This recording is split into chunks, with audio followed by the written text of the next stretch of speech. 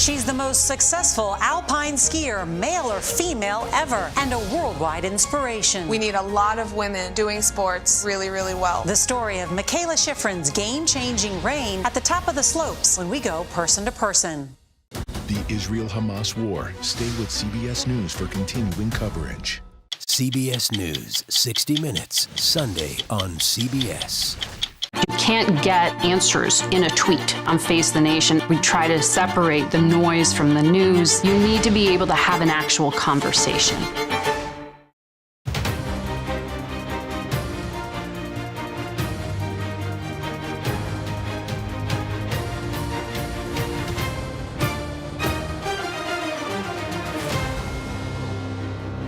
I want them to be focused on how to save civilian lives, not stop going after Hamas, but be more careful. Do not be fearful if you believe your philosophy brings people more freedom. Do not be fearful that you could lose your job over it. It is irresponsible that extreme MAGA Republicans who are bending the knee to the pro-Putin caucus that is growing in intensity.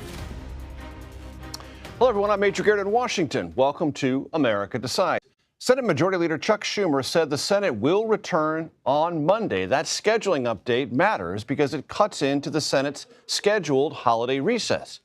This will be done to give Senate negotiators more time to see if they can reach a deal on border security. Republicans are demanding massive border policy changes, their words, not mine, in exchange for President Biden's request for some $61 billion in aid to Ukraine.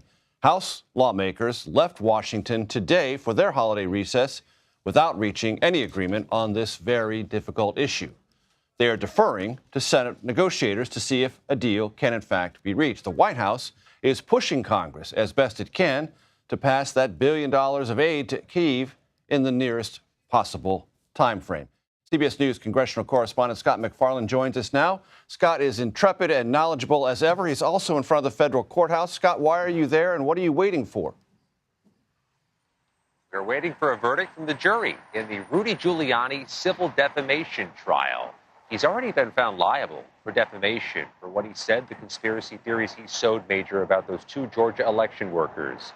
Now the jury's trying to decide how much he should pay for it. Is it millions? Is it tens of millions? Is it 20s of millions? It was a briefer trial than we expected, Major, because Rudy Giuliani, the former mayor of New York, the Trump insider who said he was going to testify and tell his side of the story, opted not to testify.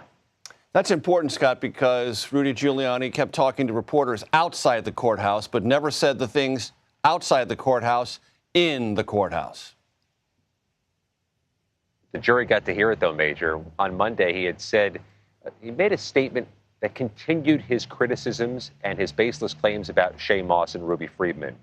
He said it outside the courthouse, but the civil plaintiff attorney played a clip of it today for this 8-person jury from the District of Columbia. Again, the judge has already ruled he's liable for defamation. But what the plaintiff's attorney is arguing is that he keeps doing it even after this case began. We'll see if that's a factor when the jury decides how much he's got to pay. Scott, your other area of expertise, of course, is Congress. Catch us up on the House has left, Senate will stay, negotiations continue. Where are we? It was a striking moment late today when the Senate Majority Leader Chuck Schumer says they're going to stay next week. Such a rarity in Congress for the U.S. Senate to come up close on a holiday. But he wants to extend the time for negotiators to talk about border security, immigration reform as part of this package to fund Ukraine. Now, it's not the tension, but the skepticism is so thick in the air you could cut it with a knife. Not only are some of the negotiators being cautious with how they describe their progress, but some of the Republican senators say they don't see how this can happen in such short order, that next week is going to be relevant. What's more, U.S. House bailed out of here this morning. They're gone till January 9th. And whatever comes out of the Senate in the name of border security is likely to face steep opposition where the hardliners in the Republican House make up the majority. Let's take a listen to the Democratic leader, Hakeem Jeffries, who spoke about this issue earlier today. It is irresponsible that extreme MAGA Republicans who are bending the knee to the pro-Putin caucus that is growing in intensity amongst Republicans in the House and in the Senate have irresponsibly injected other items, albeit we understand the need to address the situation at the border, but nonetheless have injected other items into this discussion. And I think that's the underreported issue here, Major. No matter how these border negotiations go, what a precedent is being set right here, right now in Washington, where an emergency aid bill to fund a war effort is now coming as part of a package deal. You have to give us something to get something. That was rarely the case, if ever the case, for emergency war funding in years past. This border negotiation is real. It's just not clear, Major, how soon it ends. You mentioned, Scott, that House Republicans and the entire House body has left. That means Kevin McCarthy, who very recently was Speaker of the House, is leaving. What did he have to say? It has very practical implications. This narrow majority just got narrower. He likely will not be voting again in the U.S. House. Take a listen to his farewell speech earlier this afternoon. Do not be fearful if you believe your philosophy brings people more freedom. Do not be fearful that you could lose your job over it.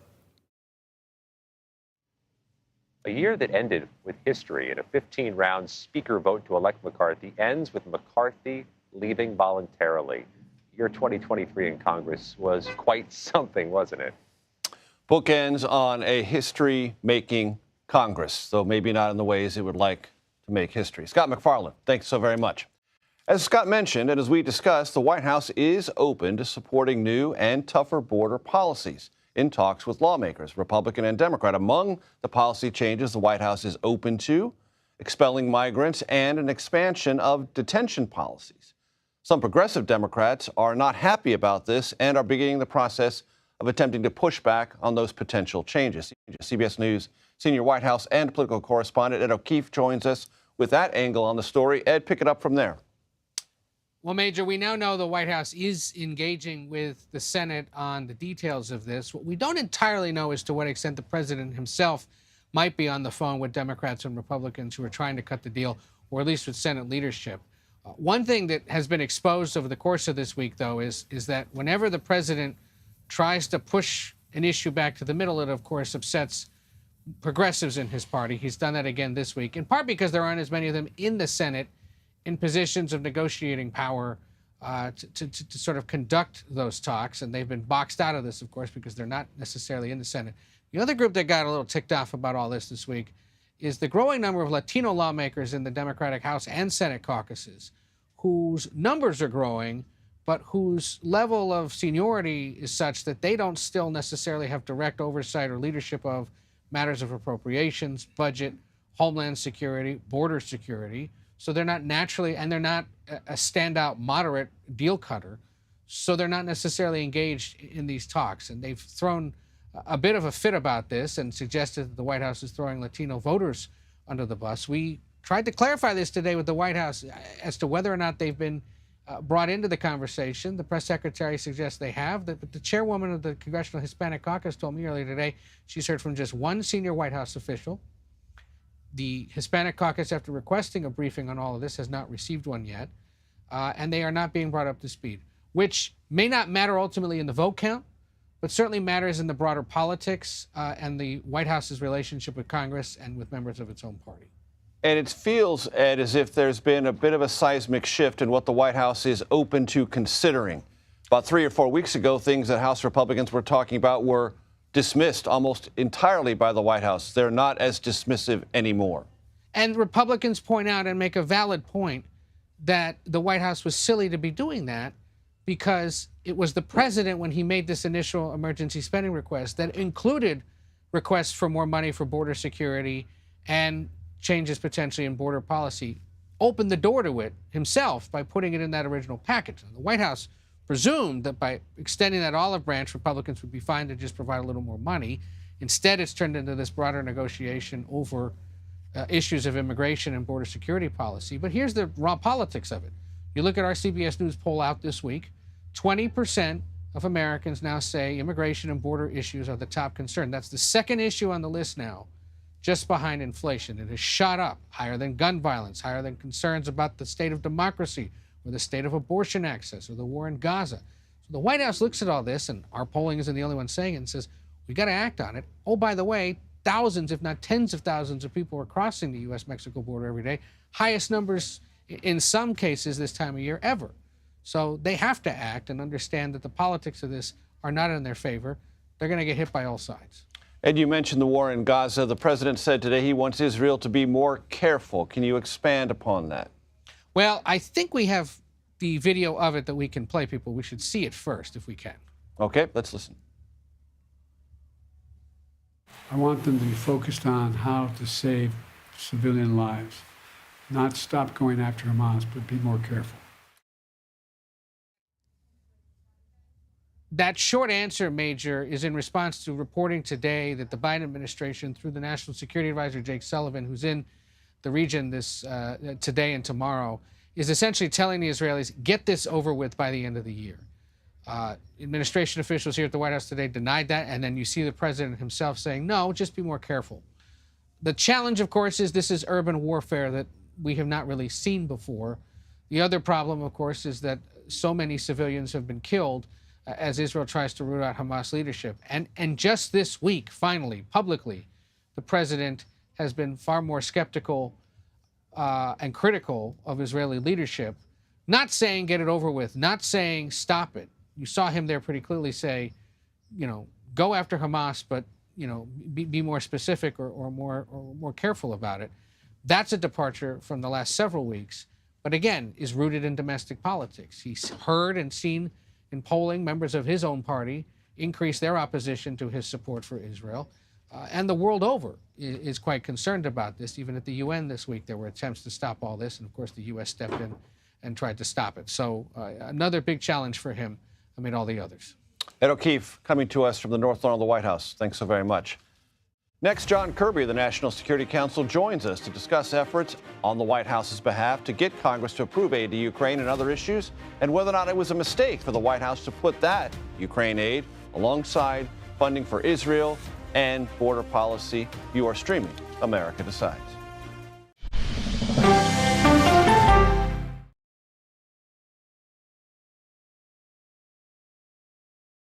Well, let me start with this.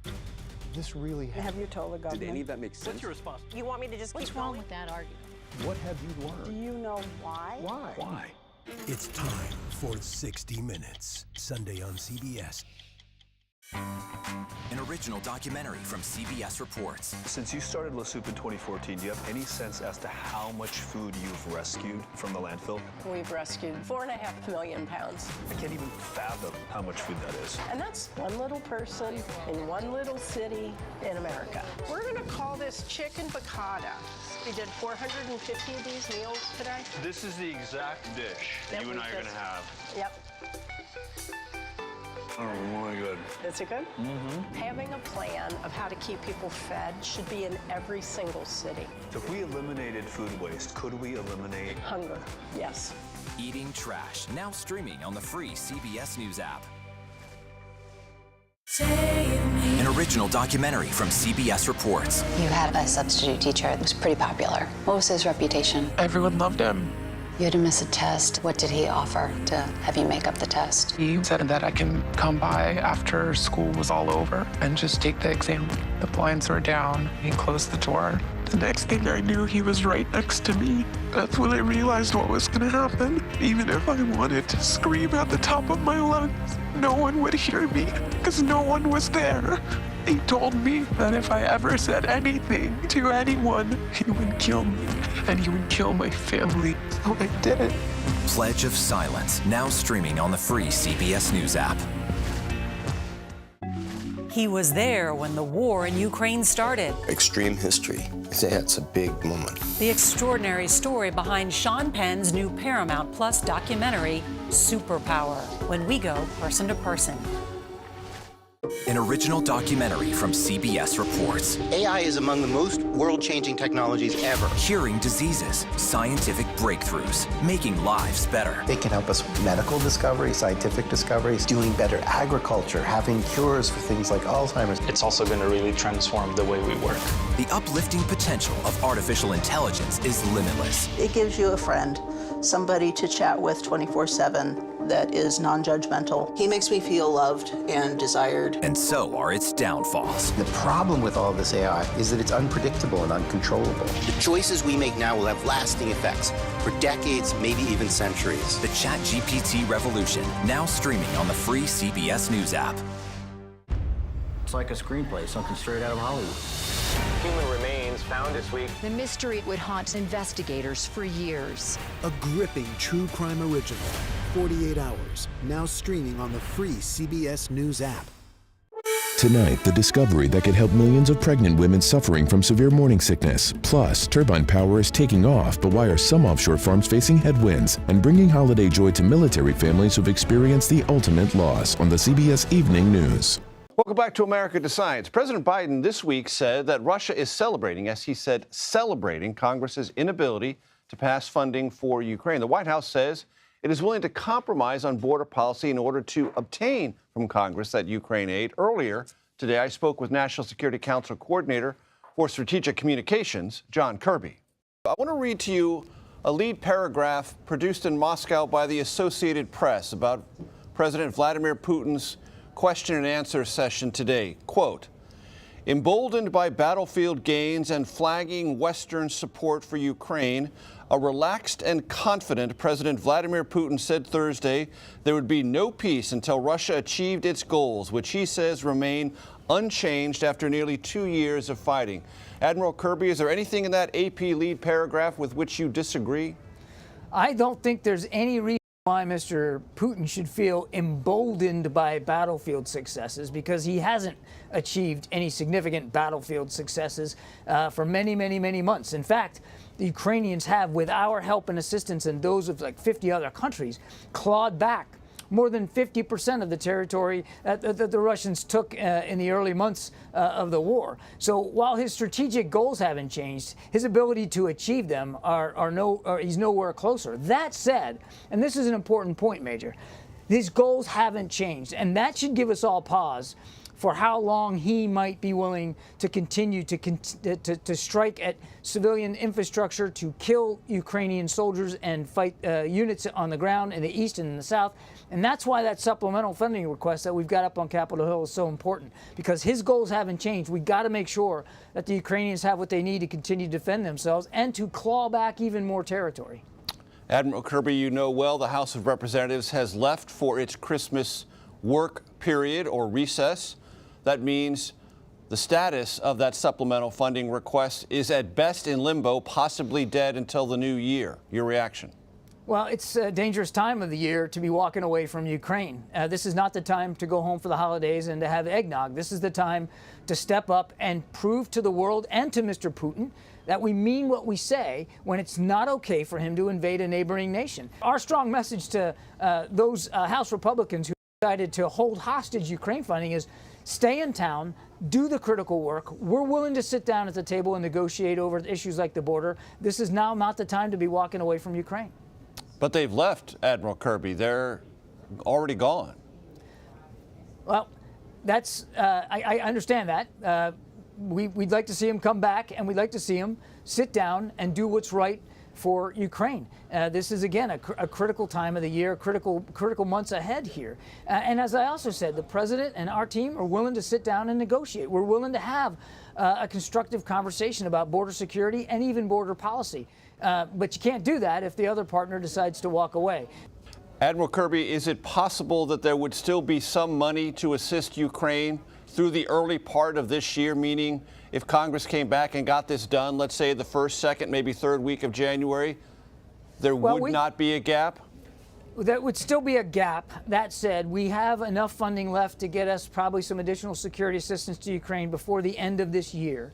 And it will take some time, days, maybe even weeks, before all of that gets to Ukraine. So if we were able to get funding very early on in January, it's safe to assume that we could continue to flow in a relatively uninterrupted way. Thus far, Major, we've been providing security assistance about every 2 weeks. So if we have another bout that we can get in before the end of this month, if we can do something by early to mid-January, that would keep up that rotation, and it would certainly help there be an uninterrupted flow.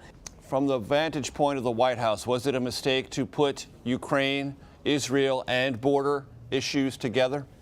No, they're all in together because they all are urgent emergency needs by the United States for our national security. And what's going on in Ukraine affects our national security, same as what goes on in Israel and obviously down at the border. All of these were legitimate requests that the administration made based on critical national security needs. No, we don't regret that at all. And again, Major, we're willing to have a good faith negotiation over border security and immigration policy. Several House Republicans have told me if the policy concessions now on the table had been communicated a month ago, this deal might have gotten done, and they blame the White House for waiting so long to get to the table and seriously negotiate. Your response?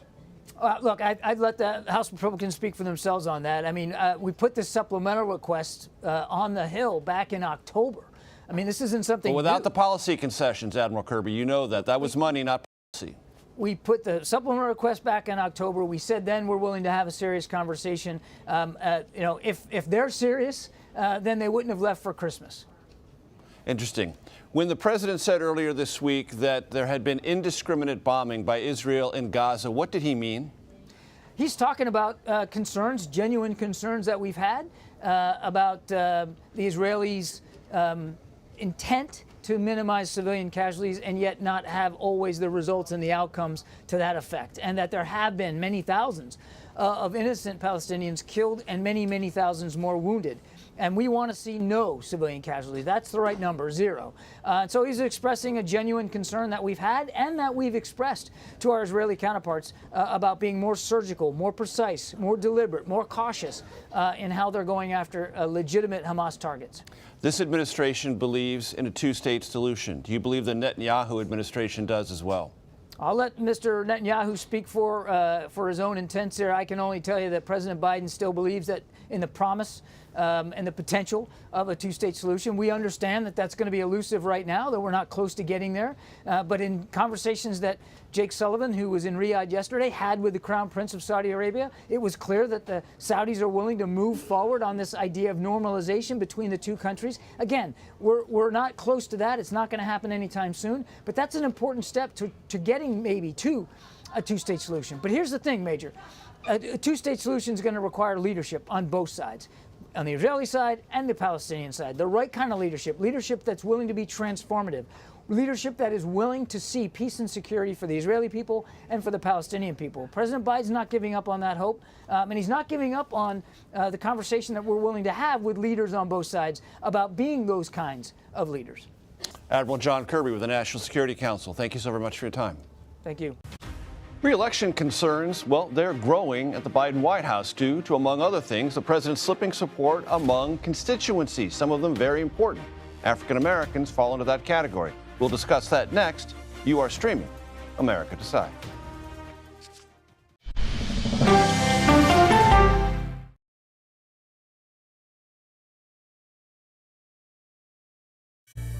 An original documentary from CBS reports. It was genocide, a deliberate effort by the United States government to eliminate the food source that was relied upon by Native American tribes.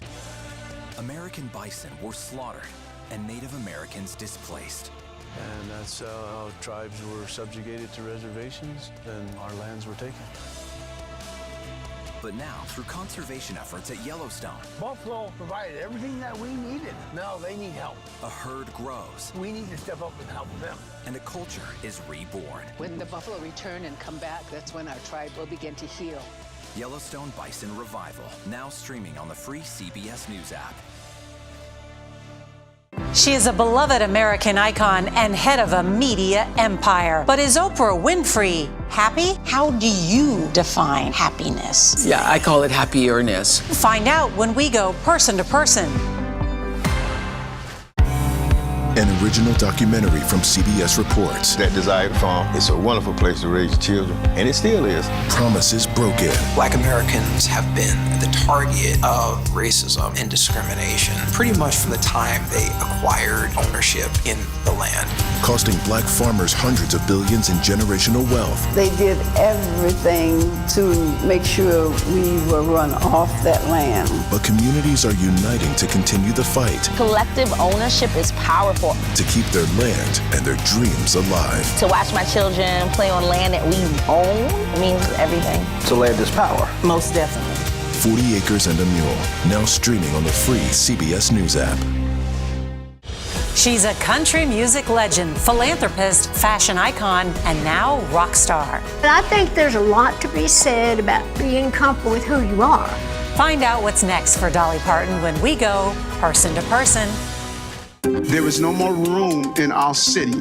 New York City is receiving record numbers of migrants. Today, we're going to have more than 500 adults and children come through that door. Tensions rise as shelters reach max capacity. We don't have to take care of them. CBS Reports goes inside a crisis cities and families are facing as they fight to survive. The United States still has that glimmer of hope for people to come here. Fighting for a future, now streaming on the free CBS News app. Hey there, welcome to The Uplift. I thought she was a groom, and I stepped back and I went, oh, you're the queen. She's going to be with me every instant that I'm alive. I just wanted to see if you'd go to Disneyland with me today. I look over at him and he's smiling. I'm going to remember that the rest of my life. They told us when he was going to be born, he was only going to live for 30 minutes. It's really a miracle that he's with us today. The Uplift. Stream now on the free CBS News app. Welcome back to America Decides. Winning one presidential election does not guarantee you will win the next. You know that. I know that. What you have to do is maintain the constituency that won for you the first time and, if possible, expand it, which brings us to something the Biden White House is concerned about, that core constituency from 2020. Specifically for this conversation, African Americans. To help us understand this a bit better, CBS News political contributor Ashley Etienne joins us now. Ashley is also the former communications director for Vice President Kamala Harris and former House Speaker Nancy Pelosi. All right, Ashley, describe the depth of concern and how legitimate that concern is. Well, I mean, it's almost to the point of hair on fire within the party. Okay. I mean, as the New York Times reported just yesterday, I believe, that African-American male leaders in particular went and met with the White House and really made the point and sounded the alarm that that the party's having some problem with black voters. There's poll after poll that's showing that upwards of 22% of African-Americans are saying in key battleground states that they're willing to not support President Biden. There's never been a Democrat that's ever won an election, specifically the White House, with less than 80% of the African-American vote. So as you can imagine, this is incredibly alarming. The other thing that makes it, I would say, a major concern for the party is that the trend is moving in the wrong direction. African-Americans are starting to support the Republican Party in higher numbers, 6% in 2016, 8% in 2020. So there's some big concerns about how the party is really responding and engaging African-American voters, specifically African-American men. Does the data suggest apathy or absolute opposition to President Biden? What the party's most concerned with is how we're effectively engaging African-American voters, right? To deal with either one of them, whichever it is, apathy or opposition, you got to engage. Absolutely, because both of them are bad, right, ultimately. but here's the main concern is that we're not effectively engaging African-American voters and don't have the appropriate messengers to really penetrate and block out all the noise. So two things that have happened just most recently that the party has never done as early in the cycle as they have this time around. One is they went up just last week with ads in battleground states targeting African-Americans, specifically featuring African-American men touting the president's agenda, accomplishments, specifically around infrastructure and what it's meant in his life. The second is there's a big meeting happening tomorrow. The Democratic campaign committees from the DNC to the D-Trib to the Meaning DSCC. House, Senate, National Party. All of them above are bringing together Black operatives from field to media to messaging to talk about the lessons learned from the last 2 cycles and how we're effectively engaging the African American community. And I will say, just based on my experience with the campaign, I think the top takeaway is that we were found very flat-footed as it relates to responding and combating disinformation. Dating all the way back to the 2016 election, you know, there have been reports, congressional hearings about Russian bots specifically targeting African Americans with different disinformation to suppress the Black vote. So that's what I was most surprised with, is that we were so flat-footed and had no plan to really combat in real time what we know was sagging support for Joe Biden. And you mentioned the lived experience of 2020. Was there ever a point in time in 2020 where there were similar concerns about African American support and then candidate nominee Biden? Absolutely. And you addressed them, or they were addressed or dealt with? Well, I mean, it all depends on how. I mean, we won the election, so that's the only thing that actually matters. But I think this time around, you have African American men that are really running the party. From Mr. Jeffries, that's running the House, to the head of the DNC, to the head of congressional, Harrison, right? Yeah, Congressional Black Caucus, Congressman Horsford are running the party. So it really is an opportunity for them. They have their access to the resources. They drive the agenda. They can really take a new approach to engaging African Americans in a way that we've never before. Invest bigger on the front end. And really, I think what they really should do is hire an AI firm, an artificial intelligence firm, to really target and track disinformation in real time and not wait for these polls.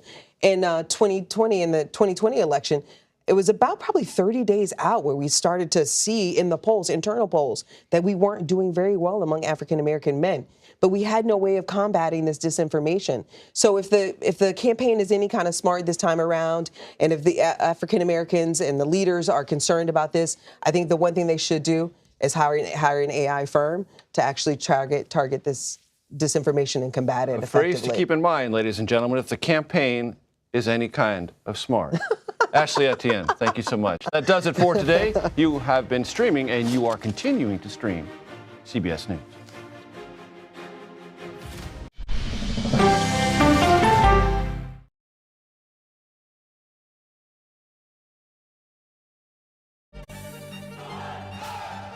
An original documentary from CBS reports tensions rising between a powerful country and a vital island. The supply of this technology